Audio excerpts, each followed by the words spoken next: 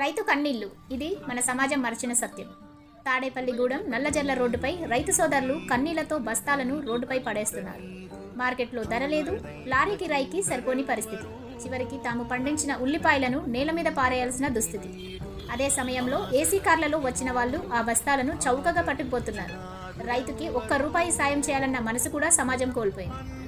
ప్రశ్న ఒక్కటే, ఈ దయనీయ పరిస్థితికి కారణం ఎవరు? వాతావరణమా, ప్రభుత్వమా, రైతేనా, లేక మనమందరమా? సినిమాకు కోట్ల రూపాయలు పెట్టి నష్టం రాకుండా టికెట్లు రేట్లు పెంచే సౌకర్యం ఇస్తున్న ప్రభుత్వాలు రైతు పంటకు కనీస ధర రాకపోతే మాత్రం ఎందుకు మౌనం వహిస్తున్నాయి?